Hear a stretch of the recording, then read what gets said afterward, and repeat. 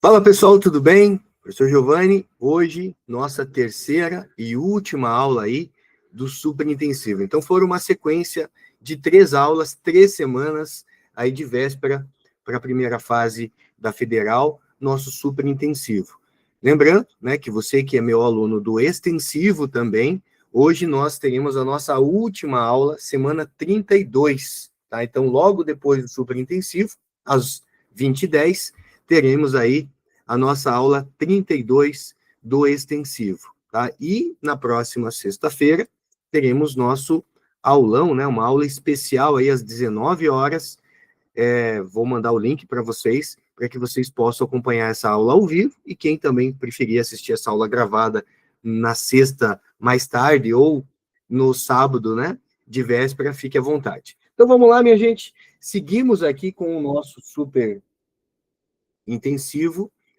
E na última aula, nós paramos ali no assunto de biotecnologia. A gente já tinha conversado um pouquinho na parte de biotecnologia, mas eu preciso passar para vocês mais, né, algumas informações que são relevantes aí, que são importantes nessa reta final. Um outro assunto importante dentro da biotecnologia é a terapia gênica.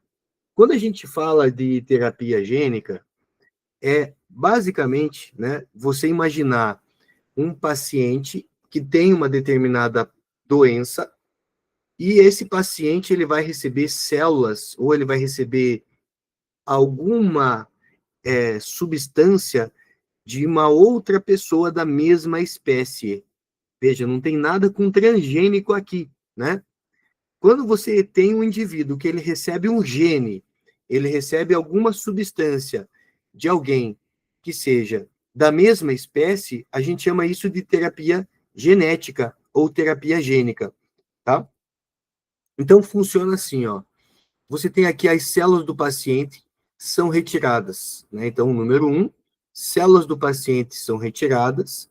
Aí você tem no laboratório um vírus que foi modificado previamente em laboratório para receber outro DNA.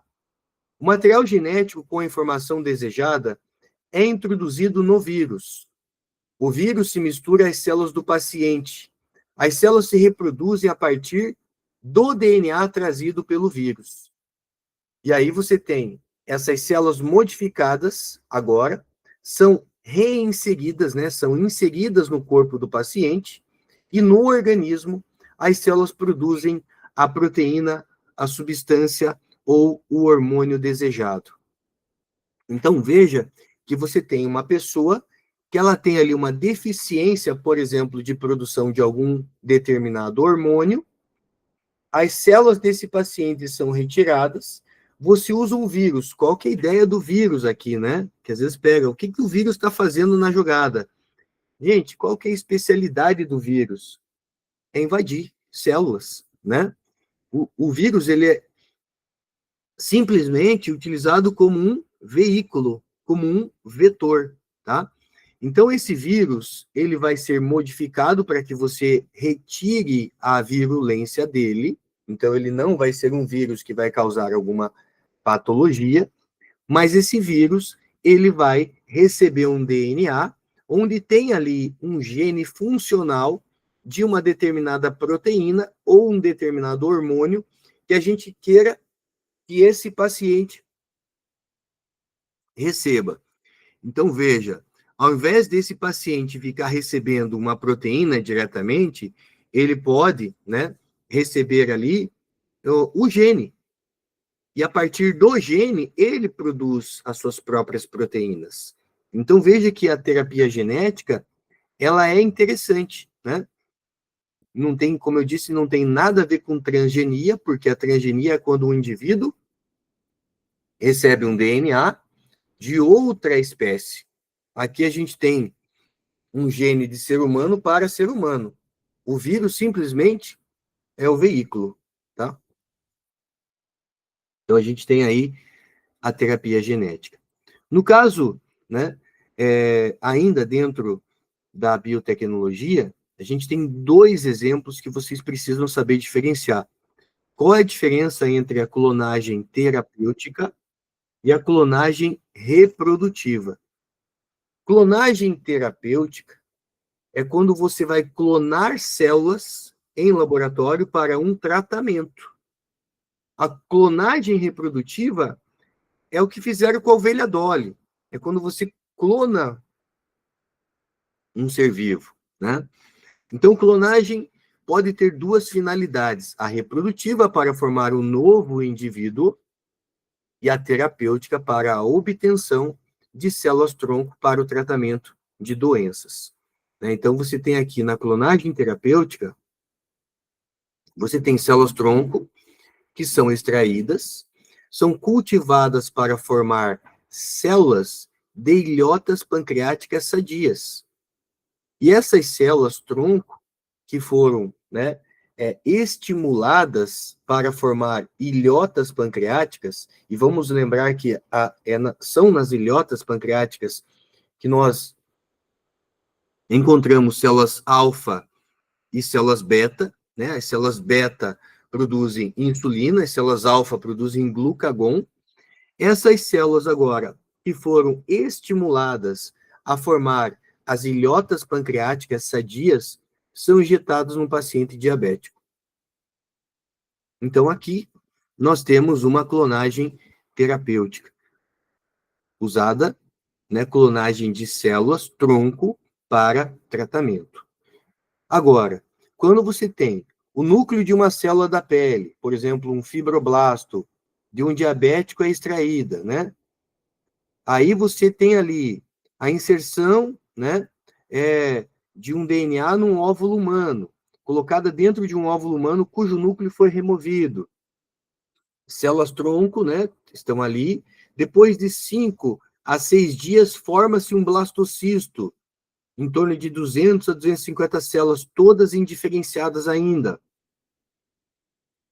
O blastocisto é implantado no útero de uma mãe e o bebê que nascer será um clone do paciente diabético.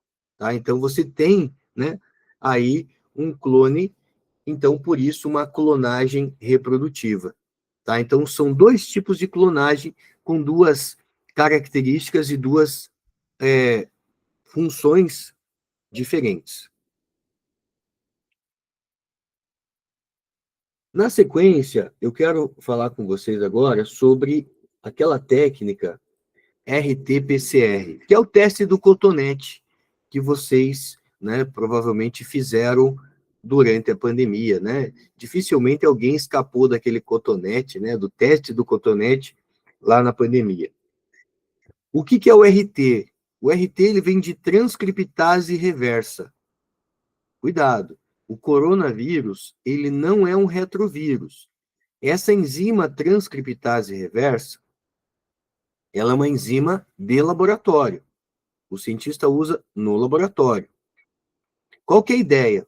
Quando coloca o cotonete lá numa pessoa, você tem ali a coleta de uma determinada carga viral. Se o paciente tiver uma carga viral muito baixa, o que vai acontecer? Pode acontecer que o teste dê negativo. Então, o que você pode fazer? Você pode amplificar essa amostra, para você não ter que ficar enfiando mais cotonete no nariz da pessoa para tentar pegar mais amostra. O que você pode fazer em laboratório? Você pode aumentar essa amostra. E como que eles aumentam essa amostra? Eles aumentam por PCR. Só que a PCR, ela só aumenta a amostra de DNA, ela não aumenta a amostra de RNA. Então, você pega o RNA do coronavírus, usa uma transcriptase reversa, e o que a transcriptase reversa faz? Ela transforma o RNA do coronavírus num DNA viral. Ele chama esse DNA viral de cDNA, ou DNA complementar, tá? C de casa, né? cDNA, um DNAzinho complementar. Esse DNA viral, ele pode ser uma amostra pequena. Então, veja, por que tem o RT? Porque o cientista lá no laboratório vai usar a transcriptase reversa, tá? É bem difícil, né? E aí, uma vez que o paciente tem uma baixa carga viral, o que você faz agora? Agora você usa a técnica para aumentar, para amplificar a amostra. Traduzindo, você vai pegar esse DNA aqui e vai clonar esse DNA milhões de vezes. Então, você tem aqui, ó, aquele DNAzinho que era uma amostra pequena, clonado milhões de vezes. A técnica PCR, ela permite você aumentar uma amostra de DNA em questão de 2 horas, você parte para 1 milhão de cópias, tá? Giovanni, é confiável essa cópia? É. Por quê? Porque o código genético é universal, né? Então, a PCR é simplesmente uma técnica que copia, que clona DNA. Por que eu não usei o RNA do coronavírus? Por 2 motivos. Primeiro, porque não é viável trabalhar com RNA no laboratório, já que o RNA é uma molécula muito instável. Segundo, que a PCR, ela clona DNA, ela não clona RNA, tá? Então, essa é a técnica RT-PCR. Uma outra técnica que eu quero compartilhar com vocês é a técnica do DNA recombinante. Essa é clássica, gente. Essa tem uma grande probabilidade de aparecer sempre em prova. O que eles fazem? Eu tenho aqui um DNA bacteriano que é chamado de plasmídio. Qual que é a função desse DNA bacteriano? Para a bactéria, o plasmídio tem função do quê? Ele tem uma função, se ele é um DNA, de sofrer ali um processo de transcrição e tradução gênica. Então, a partir do plasmídio, o que a bactéria faz? A bactéria produz proteína, né? Ela faz uma transcrição gênica, uma tradução gênica e produz proteína, beleza? Mas os cientistas entendem que o plasmídio ele pode ser usado também como um veículo para que você possa levar um DNA humano ou um DNA de algum outro ser para dentro de uma bactéria. Qual que é a ideia? Se eu levo um DNA humano para dentro de uma bactéria, a bactéria vai produzir a informação humana. Por quê? Porque o código genético é universal. O meu ribossomo, quando ele lê o código A ou G, ele entende que é o start codon, que é a metionina. Quando o ribossomo de uma bactéria lê A ou G, o ribossomo da bactéria também entende que é o start codon, que é o aminoácido metionina. Então, se a bactéria vai ler o material genético da mesma forma que nós fazemos a leitura, então a gente consegue levar para dentro de uma bactéria um gene humano, que seja do nosso interesse. Então, veja, no laboratório, o que a gente faz? A gente pega um plasmídio bacteriano, a gente pega um gene de interesse, esse gene de interesse pode ser, por exemplo, o gene da insulina. Aí você insere o gene da insulina no plasmídio bacteriano usando uma enzima chamada DNA ligase. Um detalhe que eu não comentei, que é importante destacar para vocês, tá, gente? Como que você abre o plasmídio? Você abre o plasmídio, deixa eu pegar aqui uma cor diferente da canetinha. Primeiro você vai abrir o plasmídio bacteriano. Como que você abre esse plasmídio? Você usa uma tesoura. Mas que tipo de tesoura é essa? É uma tesoura biológica. É chamada de enzima de restrição. Enzima de restrição. Essa enzima de restrição, gente, ela é uma enzima bacteriana também, tá? As bactérias têm essas enzimas como um sistema de defesa. E aí os cientistas entendem o quê? Cara, tem enzima que abre o DNA, que corta o DNA. Então, eles usam uma enzima de restrição para abrir o plasmídio bacteriano num ponto específico. Quando eles abrem o plasmídio num ponto específico, eles usam uma outra enzima chamada DNA ligase para ligar o gene de interesse. Vamos supor que esse gene aqui é o gene da insulina, né? Vamos colocar assim, né? Gene da insulina. Se eu pego o gene da insulina humano, vamos escrever, né? Gene da insulina humano, ou seja, a receita é humana. E eu insiro no plasmídio de uma bactéria, você tem ali, então, um DNA recombinante. O que a gente faz com esse plasmídio recombinante? A gente devolve esse plasmídio para o meio de cultura. alguma bactéria vai pegar esse plasmídio, e a bactéria que pegar esse plasmídio, ela vai ler esse gene e vai produzir a partir desse gene o quê? Ela vai produzir, opa, não está funcionando a minha borrachinha, tudo bem. Ela vai produzir a partir desse gene insulina humana. Como é possível uma bactéria produzir insulina humana? Se eu pego um gene humano e eu insiro num plasmídio, e esse plasmídio vai ser inserido em uma bactéria, a bactéria, quando lê o gene humano, ela vai produzir uma insulina humana, já que a receita é uma receita humana, tá? Então, você passa a ter bactérias produzindo insulina. E a gente usa uma outra mágica aqui. Por quê? Porque a cada 20 minutos a bactéria, ela divide, ela sofre cisciparidade. Então, daqui 20 minutos eu tenho 2 bactérias, daqui 40 minutos eu tenho 4, daqui mais tantos minutos eu tenho 8, 16, 32. No dia seguinte, você tem um caminhão de bactérias produzindo insulina humana. Olha que interessante. Essa técnica do DNA recombinante, gente, ela serve para quê? Atualmente ela serve desde a década, né, do final da década de 70 ali, né, que foi a técnica do DNA recombinante, ela é de 1971, ela não é recente, né? Você tem no final da década de 80, início dos anos 90, mais ou menos, a insulina que era usada, uma insulina do porco, passa então a usar uma insulina humana.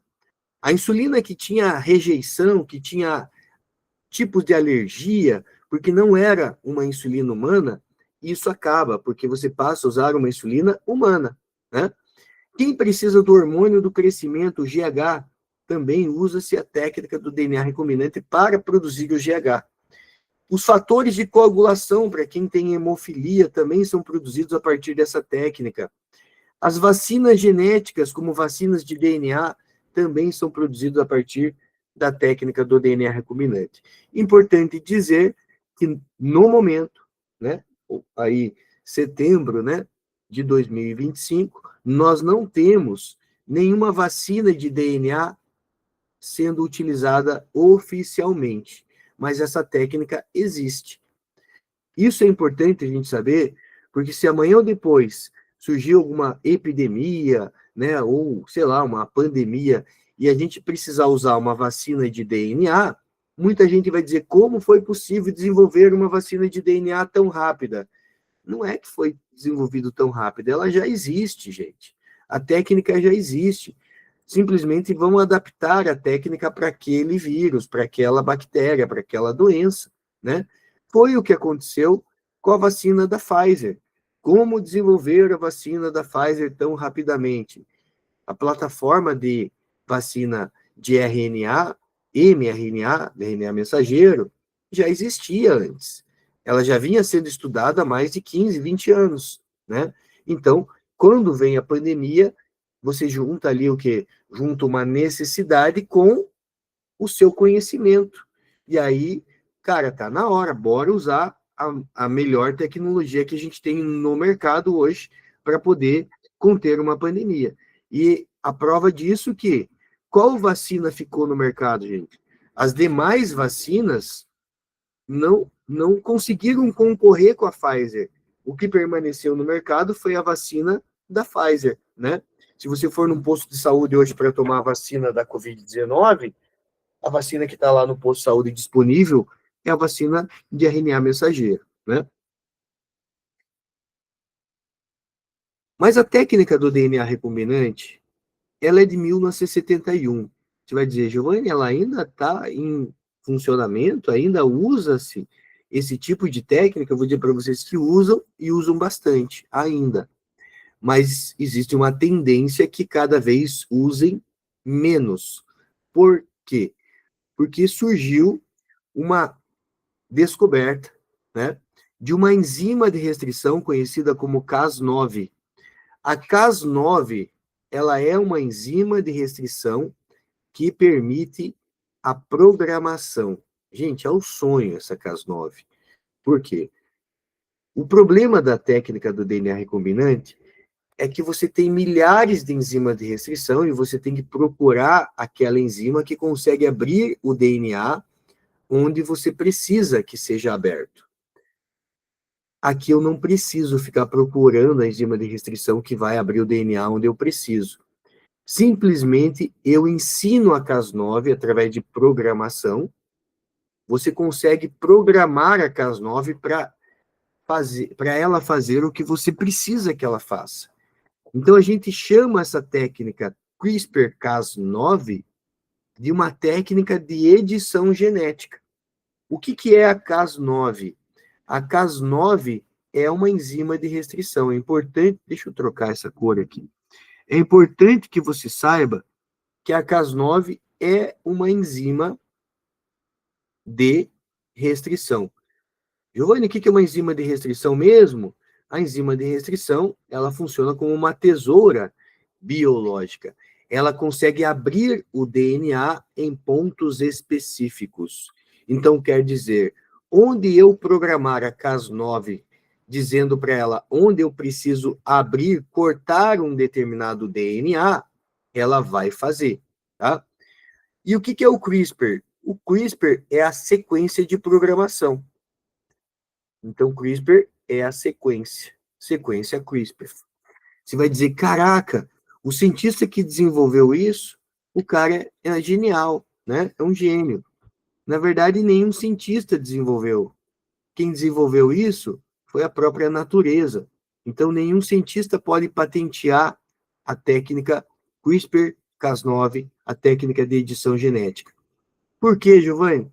Porque essa técnica ela foi descoberta em bactérias. Bactérias usam a CRISPR como um sistema de defesa, como um sistema de proteção contra bacteriófagos.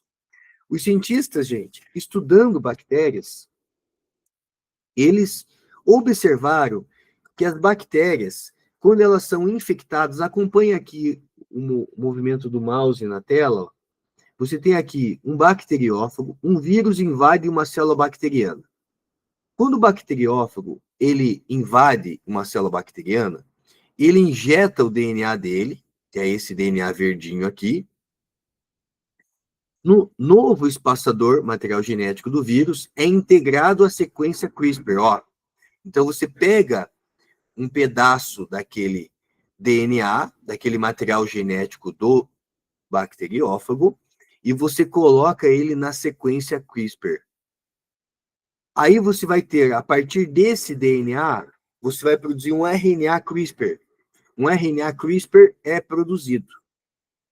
A partir desse RNA CRISPR, ele vai guiar a maquinaria molecular ao alvo que vai destruir o genoma viral. Gente, olha que interessante. O que está acontecendo aqui, basicamente, é a bactéria, ao ser infectada por um bacteriófago, ela vai cortar o DNA desse bacteriófago, impedindo a infecção viral. Ela guarda um pedaço desse DNA do bacteriófago na sequência CRISPR. O que ela está fazendo? Memória imunológica, gente.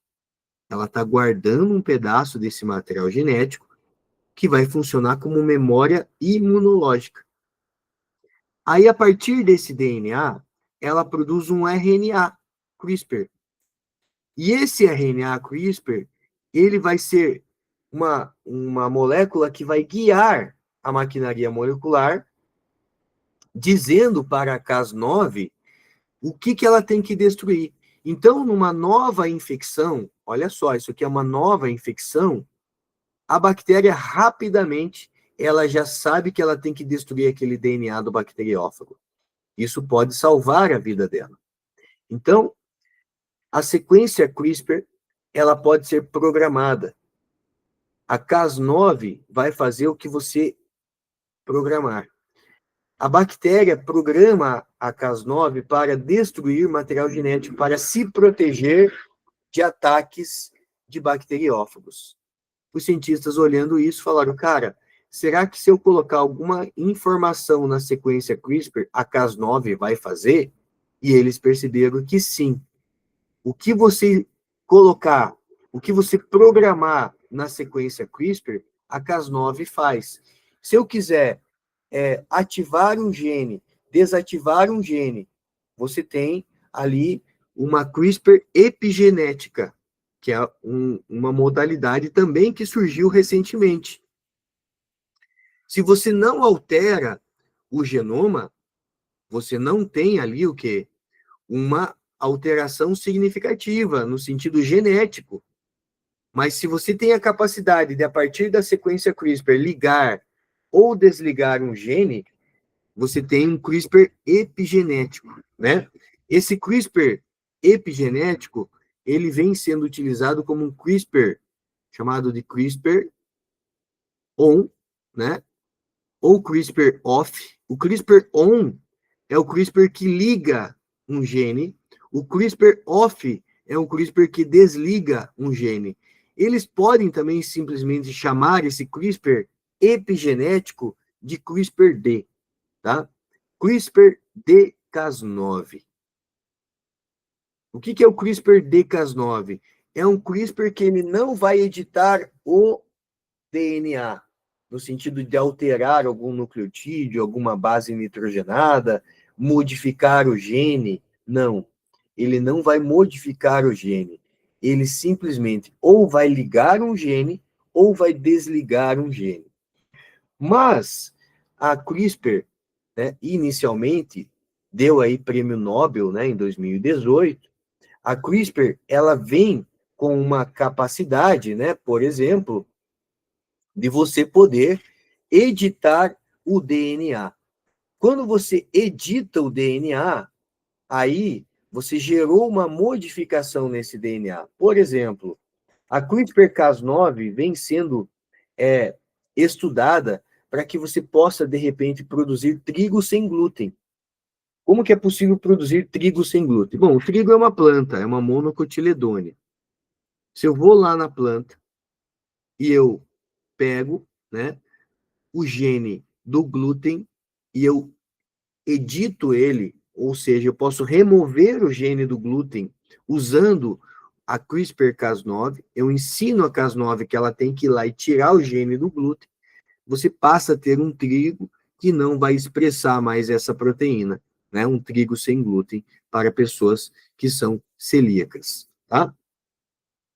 Outra alternativa seria usar a CRISPR-Cas9 para remover o HIV. Porque o problema hoje da cura da AIDS é quem usa o coquetel anti-AIDS, ele consegue muitas vezes ficar com zero carga viral no sangue. Porque o coquetel hoje ele está muito avançado, né? Então a pessoa consegue ficar com zero carga viral no sangue, desde que ela faça o uso corretamente. Quer dizer, a pessoa tem o HIV, né? Mas ela não transmite. Por quê? Porque ela está com zero carga viral no sangue. Mas ela não está curada. Por quê? Porque o HIV ainda está lá nos seus leucócitos, né? Nos seus linfócitos do tipo TCD4. E o HIV, ele consegue se camuflar no nosso genoma. Mas eu posso ensinar a Cas9, a partir da sequência CRISPR, onde o HIV se esconde. E aí a Cas9 vai lá e corta aquela região onde está o HIV, possibilitando, talvez, daqui a alguns anos, a cura da AIDS. Tá, gente? Não só o tratamento, né? Mas a cura, porque você vai estar conseguindo remover o HIV que foi, né, inserido ali no núcleo das células, linfócitos TCD4. Quando você fala do dogma central da biologia, significa que a partir do DNA eu posso produzir um RNA, a partir de um RNA eu posso produzir minhas proteínas. Lembre-se que o DNA ele pode se autocopiar, né? Só que o correto não é chamar mais de autorreplicação, o correto é chamar simplesmente de replicação, né? Quando a gente fala autoduplicação, dá a entender que o DNA tem essa capacidade sozinho de se autoduplicar, e não é verdade. Precisa de algumas enzimas importantes no processo de replicação. Você tem a produção de RNA a partir do DNA chamada de transcrição. Quando algum organismo tem a enzima transcriptase reversa, ele consegue produzir um DNA a partir de um RNA, é o que acontece com HIV. E a tradução gênica, ela acontece quando você, a partir de um RNA mensageiro, você tem a produção da proteína, tá? Vamos falar sério agora, gente, em relação ao código genético. Cuidado com isso aqui, a federal cobra muito isso. E a gente não pode cair em pegadinha. Olha para esse menino aqui, loirinho. Olha para esse menino aqui, moreno, né? Temos aqui um loiro e um moreno. O código genético desses dois indivíduos é igual? Exatamente igual. O código genético desses dois indivíduos é exatamente igual. O código genético desses dois indivíduos, inclusive, é igual ao meu, é igual ao seu, é igual de uma planta, é igual de uma bactéria, gente. Quando eu falo de código genético, eu estou falando da linguagem do DNA, do RNA. A linguagem dos ácidos nucleicos, tanto DNA quanto RNA. Por exemplo, o que faz esse menino expressar esse fenótipo olhos claros, olhos azuis, cabelo claro, cabelo loiro, é essa sequência de bases nitrogenadas aqui, ó. Adenina, guanina, timina, citosina, timina, adenina. Olha a sequência de bases nitrogenadas desse outro menino aqui. Citosina, guanina, adenina, timina, guanina, adenina. Você vai dizer, Giovanni, a sequência é diferente. Exato. Mas a linguagem, o código é o mesmo. Aqui tem citosina, aqui também tem citosina. Aqui tem guanina, aqui também tem guanina. Então, entenda, gente, que a linguagem é como se fosse a língua portuguesa. Então, o código genético ele é igual para todo mundo. Agora, como você tem o genoma desse indivíduo, ele muda a sequência das bases nitrogenadas, mas usando o mesmo código, tá? O código é universal. Por isso foi possível, lá na técnica do DNA recombinante, pegar um gene humano da insulina, inserir no plasmídio bacteriano e fazer com que bactérias produzam insulina humana. Porque o ribossomo da bactéria, quando ele lê um RNA mensageiro humano, ele produz, né, uma informação humana, uma proteína humana. Então, não esquece, tá? O código genético é universal. Giovanni, mas eu sofri uma mutação. O que mudou não é o seu código genético. Se você sofreu alguma mutação, o que mudou foi o seu genoma, tá? O seu genoma pode mudar por conta de alguma mutação, mas o código genético ele continua sendo universal. Tem um assunto, gente, que quase não costuma muito aparecer, mas que, na atualidade, ele eventualmente tem aparecido, que é o que a gente chama de splicing alternativo, também chamado de processamento. O que é o splice alternativo?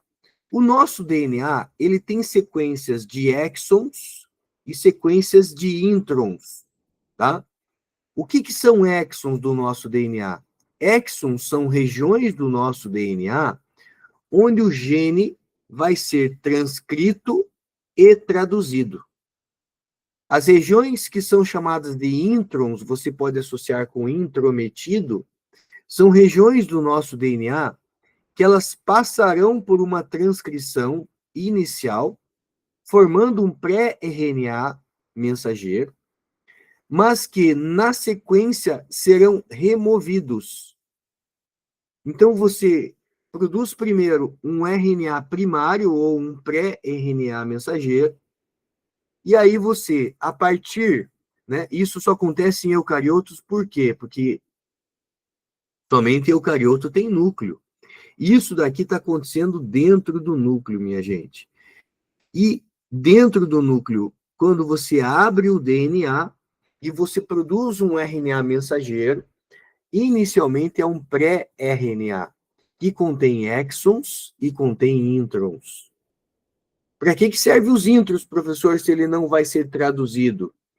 Veja, vamos supor que eu tenho aqui um exon 1, um exon 2, um exon 3, um exon 4, um exon 5, um exon 6 e um exon 7.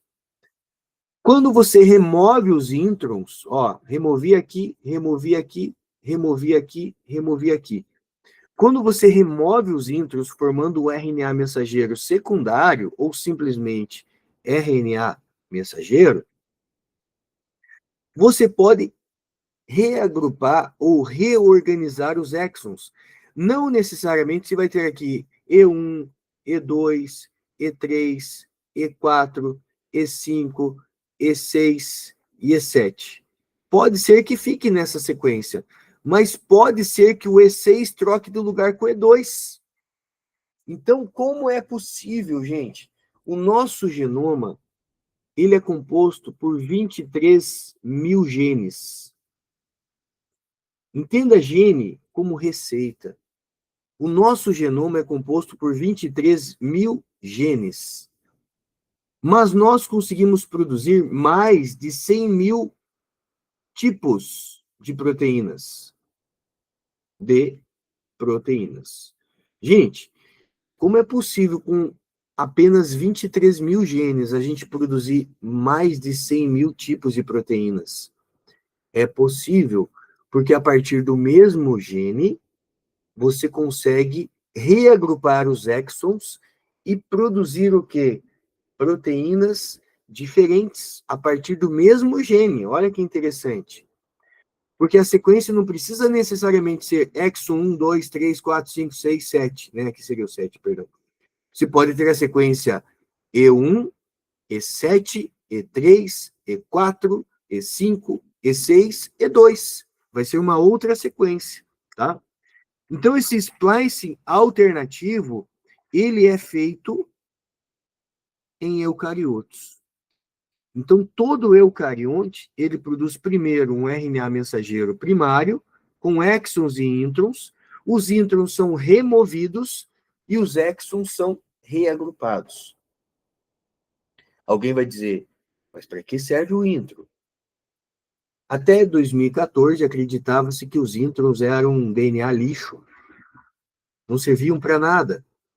Mas depois perceberam que, na verdade, o intron, ele não é o protagonista, mas ele é uma peça importante para que o processo aconteça. Por quê? Os genes que compõem os introns, eles são genes reguladores. Eles não serão genes que serão transcritos no RNA mensageiro secundário e traduzidos pelo ribossomo, mas eles são genes que funcionam como genes reguladores. Então, eles têm uma importância fundamental, tá? Eu quero conversar com vocês ainda, nessa aula, sobre um experimento que a Federal já cobrou algumas vezes, e às vezes ela nem fala do experimento, mas a questão aborda o raciocínio do experimento. Isso daqui, gente, é uma coisa que quase que a gente não estuda num cursinho tradicional, né? Mesmo para os meus alunos do extensivo, eu deixo para falar do experimento de Meselson e Stó agora.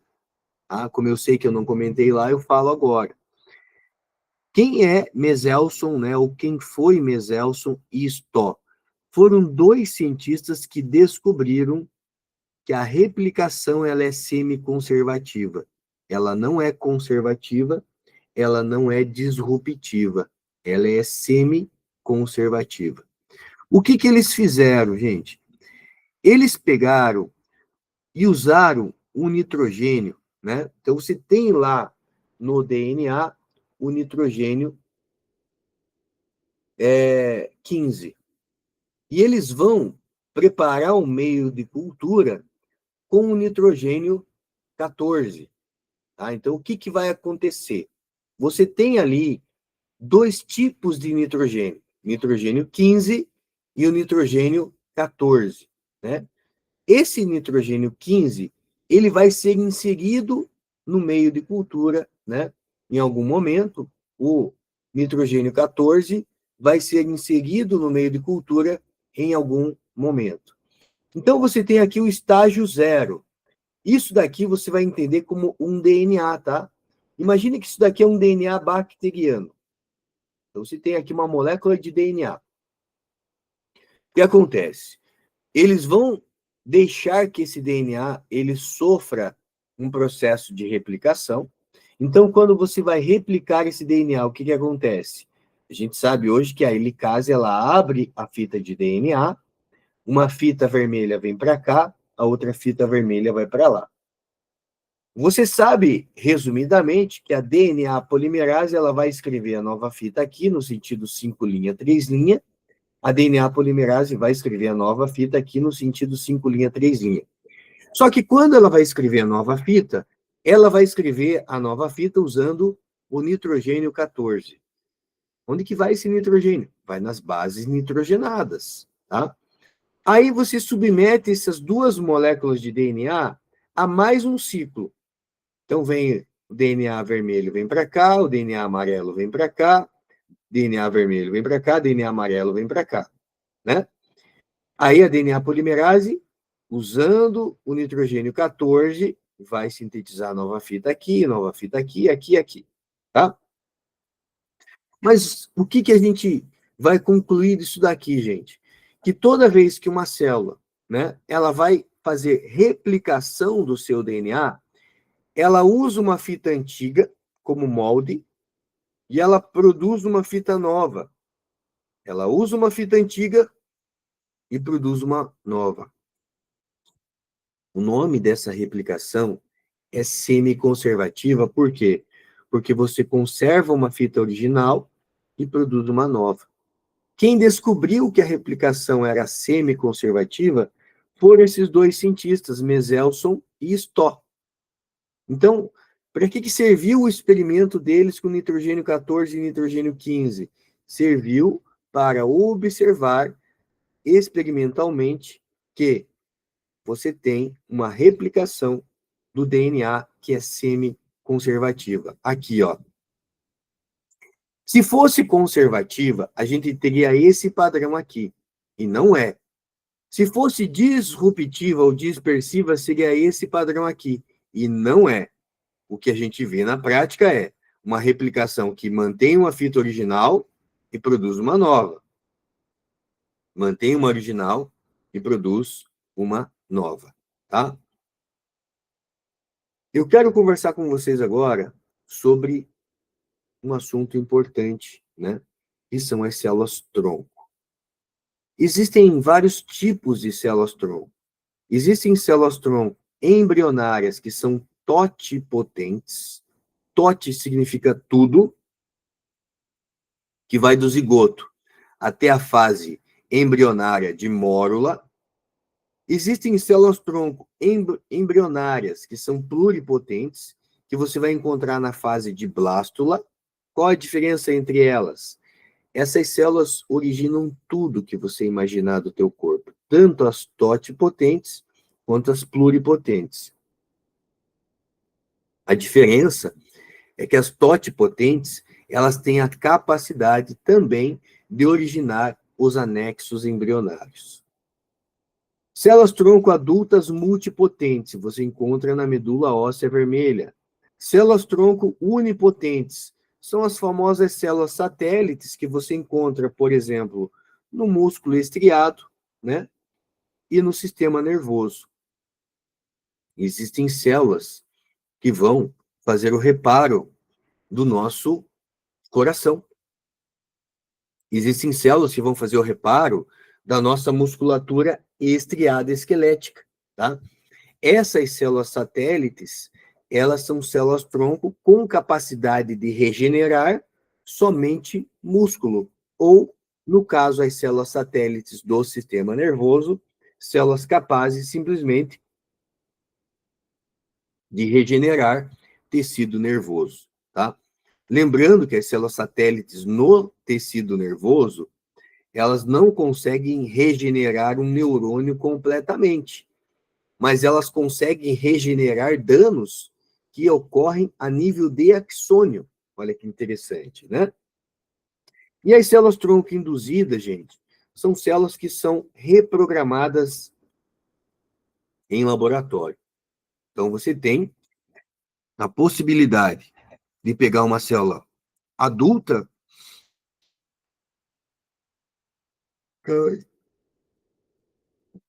Bateu um bocejo aqui, perdão.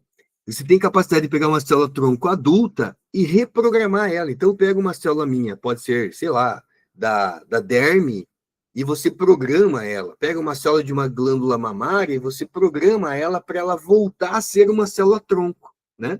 Então, veja, é uma célula reprogramada aí, que consegue pegar, então, essa célula diploide adulta e fazer com que ela volte, digamos assim, né, a ser uma célula-tronco.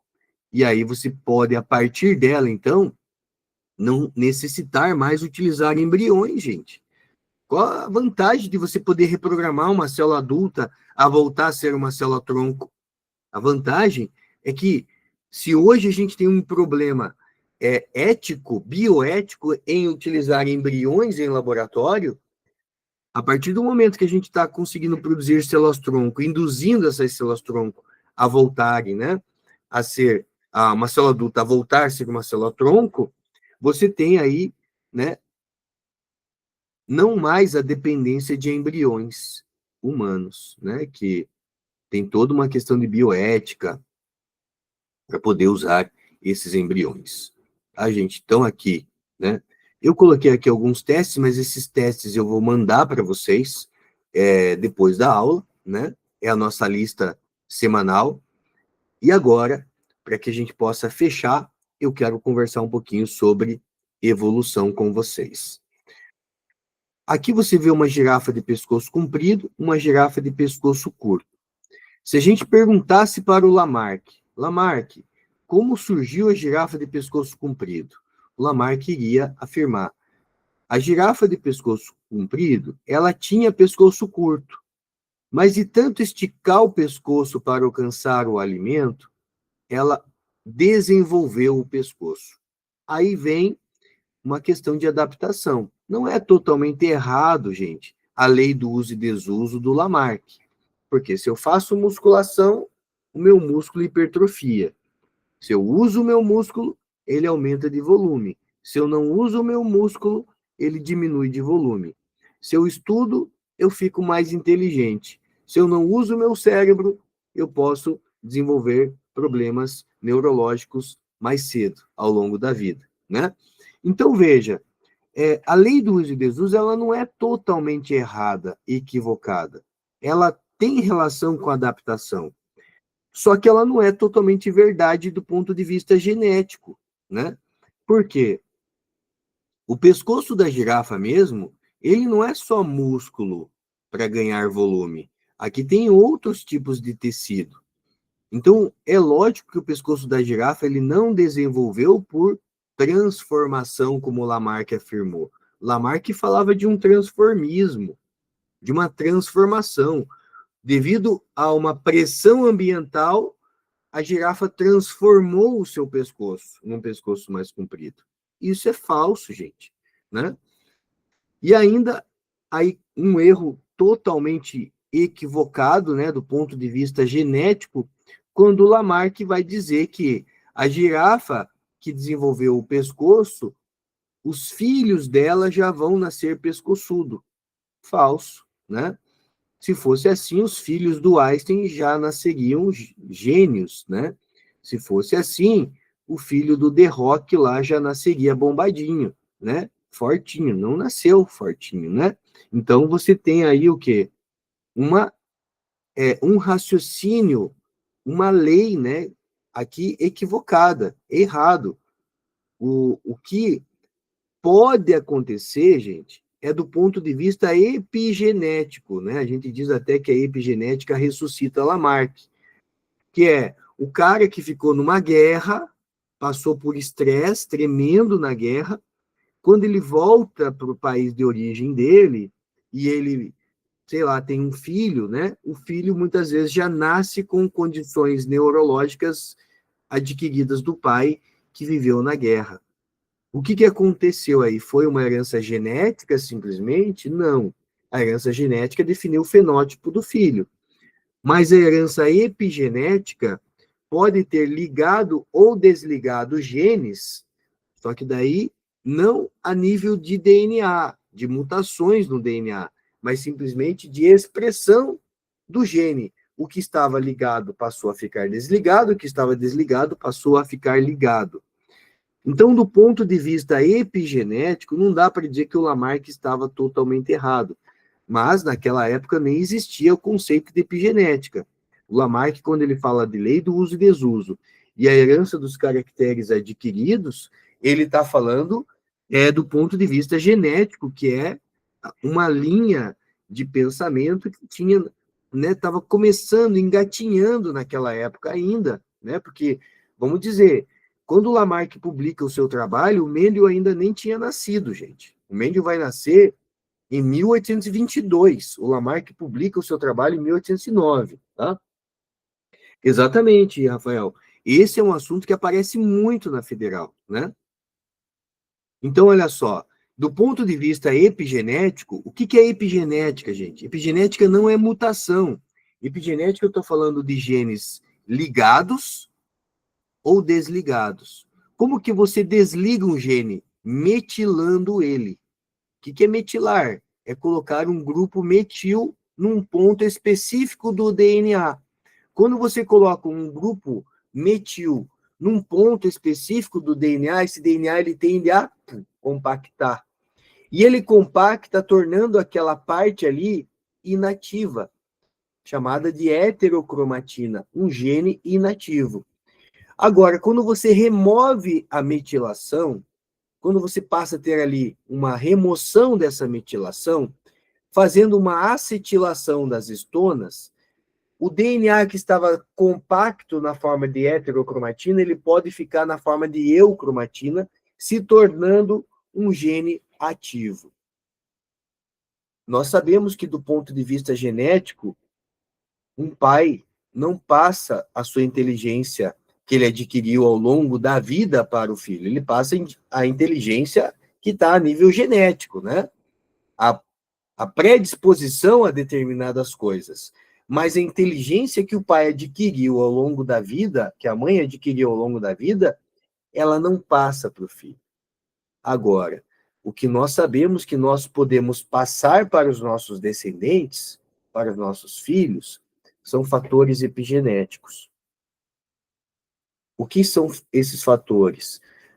Fizeram vários testes, soldados que vieram da guerra, pegaram lá filhotinhos de ratos que foram cuidados pela mãe, filhotinhos de ratos que não foram cuidados pela mãe, e perceberam que, nesse caso dos filhotes de ratinhos, o filhote que é cuidado pela mãe, ele não desenvolve certas características. O filhote que não foi cuidado, que não teve cuidado parental, ele passa a ter ativações epigenéticas que levam a alguns distúrbios. Então, veja, do ponto de vista epigenético, a gente pode ativar ou desativar genes, tá? Isso não é mutação. Eu estou simplesmente mudando a expressão gênica, a partir de um gene que está ligado ou está desligado. Imagine você desligando o interruptor aí do seu quarto, né? Da sala que você está acompanhando essa aula.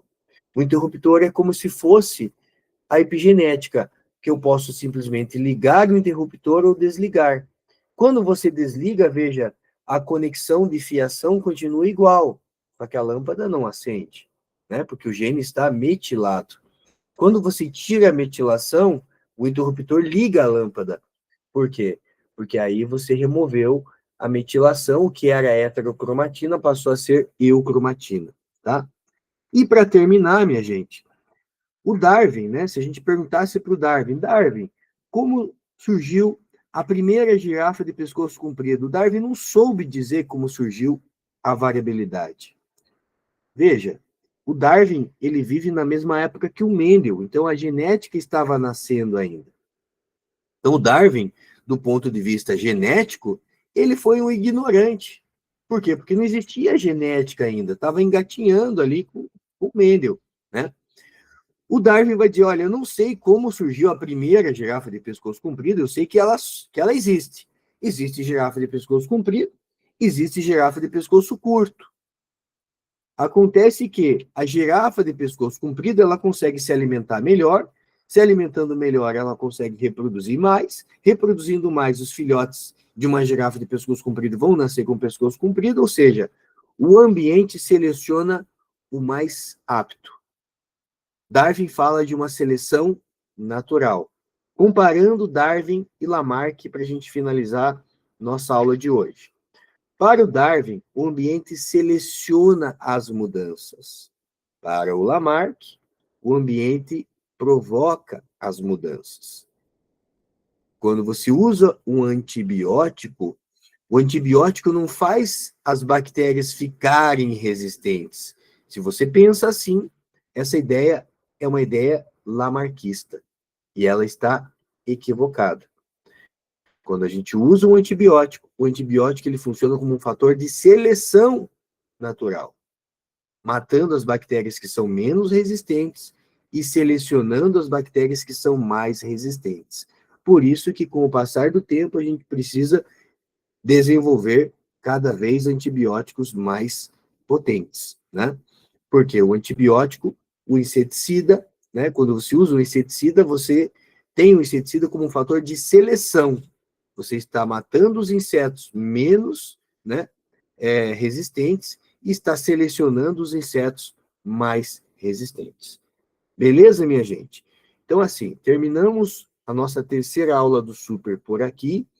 Temos a nossa última aula do extensivo ainda hoje, né? Daqui uns 10, 15 minutos. E na sequência, no final dessa semana, na sexta-feira, nós temos o nosso aulão, tá bom? Mando informações lá nos grupos, no WhatsApp de cada um de vocês. Para quem está no grupo do Minuto, manda no grupo do Minuto, né? Quem faz parte do extensivo. Beleza, gente? Até daqui a pouco, então. Tchau.